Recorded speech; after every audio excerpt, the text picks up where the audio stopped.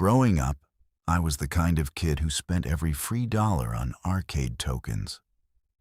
This was back when arcades were still a real thing, when they had that particular smell of carpet cleaner and machine oil, and just enough darkness to make the whole place feel like another world.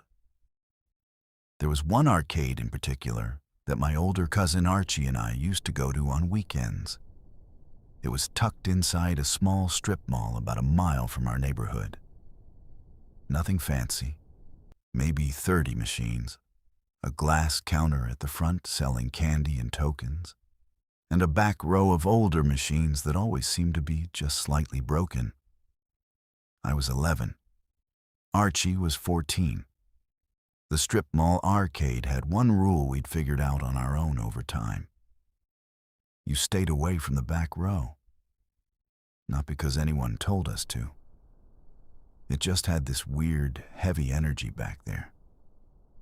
The lighting was dimmer, the machines were older, and there was almost never anyone back there when we went.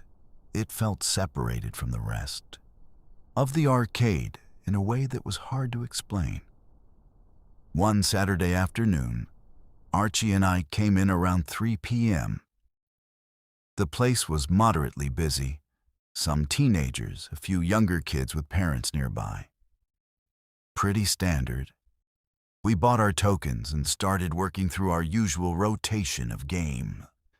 After about an hour, Archie wandered off toward the claw machines by the front window, and I stayed back playing a racing game by myself. When I turned around to look for him, I glanced toward the back row out of habit. There was a man standing in front of one of the machines back there, which was unusual but not alarming on its own. What was strange was that he wasn't playing. He was just standing there with both hands at his sides, and he was facing outward, toward the rest of the arcade, rather than toward the screen in front of him. He was looking in my direction. I turned back to my racing game and tried to shake it off. Maybe he was taking a break. Maybe he was looking for a friend. I kept playing, but I kept glancing back every 30 seconds or so.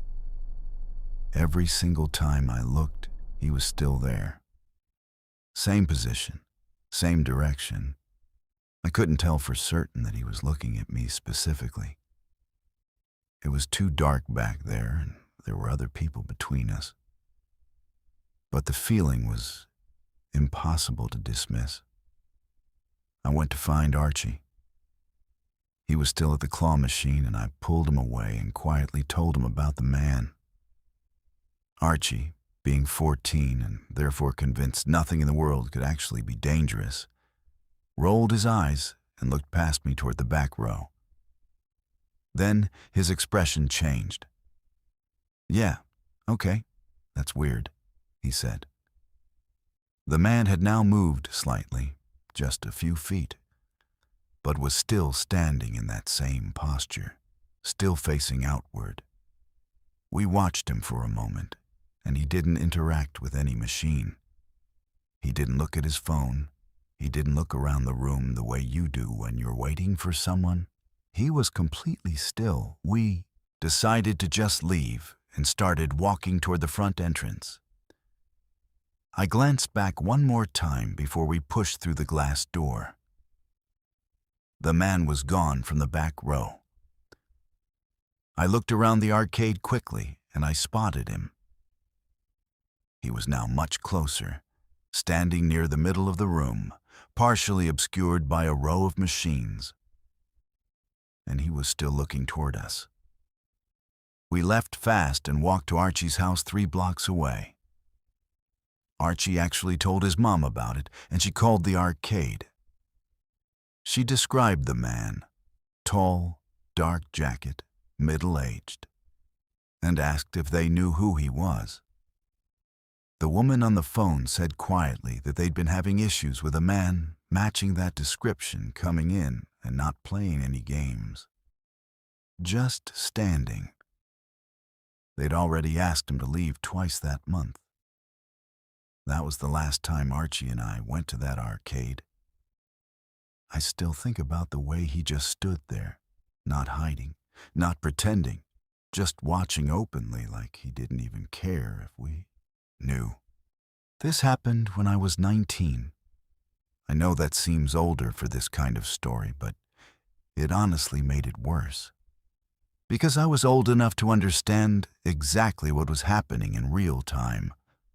My girlfriend at the time, Inaya, and I had driven about 40 minutes outside of our city to visit her aunt for the weekend. Her aunt lived in a smaller town, and there genuinely wasn't much to do. On Saturday night, we ended up at a Dave & Buster's type place. It was actually a local independent arcade bar, the kind of place that serves beer to adults and tokens to everyone else. It was a weekend, so it was decently packed. We got drinks and started wandering through the machines.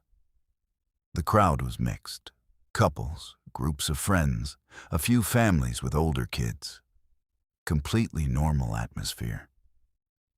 We'd been there maybe 45 minutes when I noticed a guy watching us. He was alone, standing near a change machine against the wall. My first thought was that he was waiting for a friend, maybe scanning the room. But we passed through that area twice over the next half hour, and both times he was in the same spot, drink in hand, watching the room. And both times, I felt his eyes follow us specifically. I didn't say anything to Inaya yet. I didn't want to be paranoid.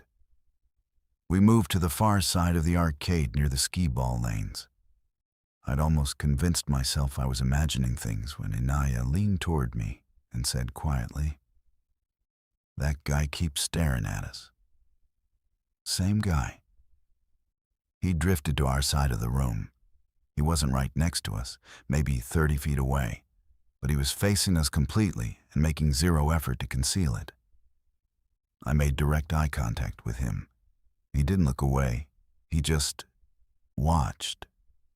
I told Inaya I was going to walk past him to grab another drink at the bar and just get a better look. I did. He was probably late 40s, average build, nothing particularly remarkable about him. As I passed, he actually spoke. He said, "Fun night?" I said, "Yeah," and kept walking. Casual enough. But when I got to the bar and looked back, he turned to follow me with his eyes across the room. We decided to finish our drinks and leave.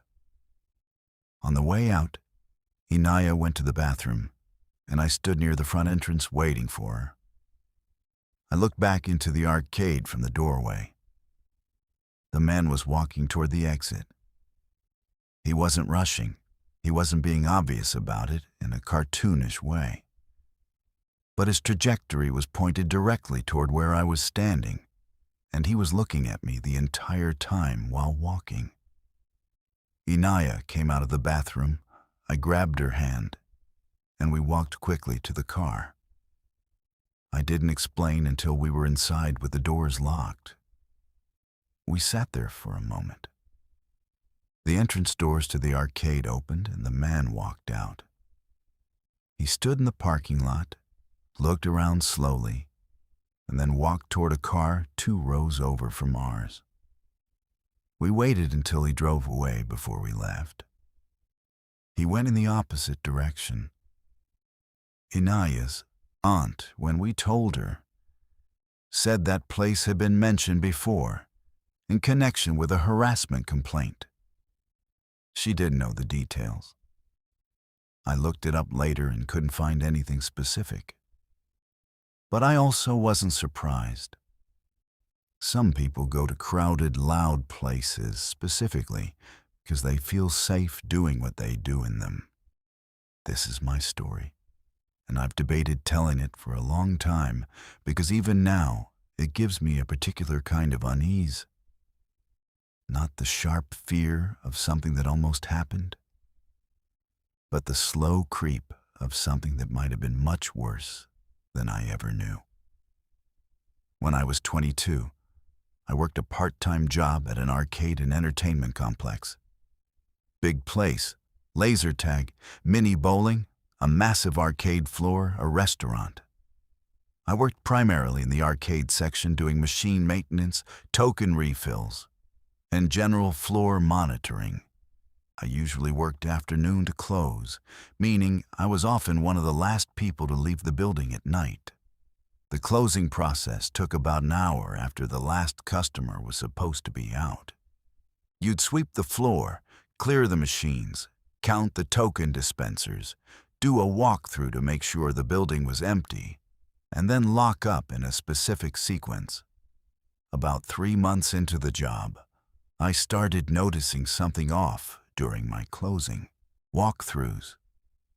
The arcade floor was large, maybe 60 machines arranged in clusters. During the walkthrough, you moved through every row. Twice I noticed a specific machine, a 2-player fighting cabinet near the back wall, was still on after I'd turned off the row. Not glitching, just running. Showing the idle attract screen. I figured it was a wiring issue and made a note of it for the maintenance log. The third time I noticed it, I also noticed that the stool in front of the machine had been moved. During the day, those stools were tucked under the machine. This one was pulled out slightly, as if someone had been sitting there. I was alone in the building. I checked the time. It was 11:40 p.m. Last customers were supposed to be out by 11.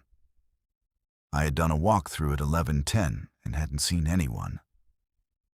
I went to the back of the arcade floor, which connected to a small corridor that led to the fire exit and the bathrooms.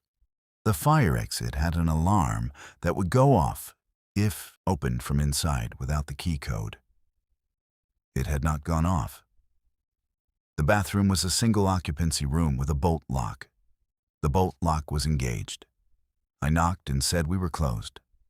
Nothing. I knocked again and said, "I need you to come out, we're locking up." Still nothing. I went and got my manager on duty. He was in the office doing end-of-night reports. He came back with me and knocked authoritatively on the bathroom door and announced that if there was no response, we'd be calling the police. The bolt slid back and the door opened. It was a man, probably mid-40s, unkempt, smelling strongly of alcohol. He was apologetic, said he'd fallen asleep, seemed genuinely out of it. My manager walked him out through the main entrance, and I watched through the interior window as they spoke briefly outside. The man left on foot down the sidewalk. Here's the part I think about. When I went back to do the final walkthrough, I checked that fighting cabinet again. The stool was pulled out. The machine was still on, and on the small lip of the cabinet where you rest your hands while playing, there was a phone. Not a customer's forgotten phone. It was a burner, the cheap prepaid kind. I brought it to my manager. He handled it. I don't know what came of it. But for the weeks afterward, I found myself doing the closing walkthrough differently. Faster. Looking into dark corners I'd never paid attention to before. I worked there for another 4 months before I quit. Nothing else happened that I know of. But I was closing alone 3 nights a week, and I was 22, and I had no idea how long that man had been doing that. Coming in before close, slipping into that bathroom, waiting. For what? I genuinely don't know. Maybe he was just a harmless drunk looking for somewhere to sleep. I hope that's all it was. But that phone, a burner, in an arcade, and a man who didn't make a sound when I knocked, who only opened the door when my manager threatened to call the police. I don't think about that job fondly.